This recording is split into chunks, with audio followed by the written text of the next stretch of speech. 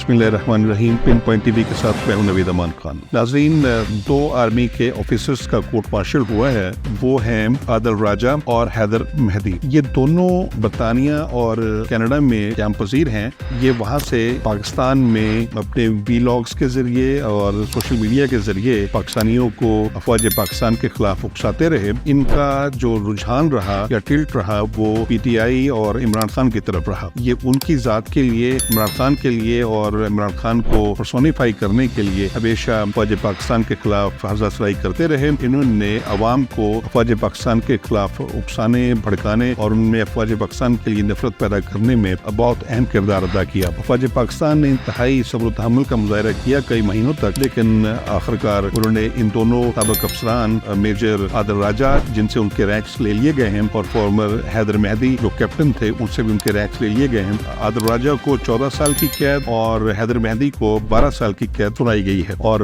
ये court martial इस वक्त इसलिए भी बहुत ज्यादा अहम है कि अफवाज पाकिस्तान ने एक अमूमी जेस्चर दिया है कि वो अगर अपने अफसरान और अपने एहलकारों को मुल्क दुश्मन सरगर्मियों में मुलव्वस होने की वजह से किसी तौर माफ करने को तैयार नहीं, किसी भी शख्स को माफ नहीं करेंगे। आदिल राजा और हैदर मेहदी के खिलाफ जो फैसला आया है उसमें सिंडेशन और म्यूटिनी के अल्फाज इस्तेमाल किए गए हैं, और जो गद्दारी का लफ्ज इस्तेमाल हुआ है, गद्दारी के जुमरे में तो और भी बहुत सारे अफसरान आते हैं। देखना ये है, ये छोटे रैंक्स के अफसरान से अब बड़े रैंक्स के अफसरान की तरफ बढ़ा जाएगा। बहुत सारे मामलात ऐसे हैं जिसमें farmer ISI chief Faiz Hamid और farmer army chief Qamar Javed Bajwa भी मुलव्वस रहे हैं। क्या उनको भी कोर्ट मार्शल किया जा सकता है या उनके खिलाफ भी हमारी अफवाज पाकिस्तान कोई एक्शन लेंगी? ये एक सवालिया निशान है। अगर मैं ये समझता हूँ कि लेफ्टिनेंट जनरल फैज हमीद और जनरल कमर जावेद बाजवा के खिलाफ कोई एक्शन ले लिया गया और उनके खिलाफ कोई कोर्ट मार्शल की सी सूरत हाल पैदा हो गई, तो इससे बहुत ही जबरदस्त इम्पैक्ट होगा हमारी अफवाज पाकिस्तान के हवाले से कि जो तत्हीर का अमल है वो हमेशा ऊपर से शुरू होता है। अगर ये तत्हीर का अमल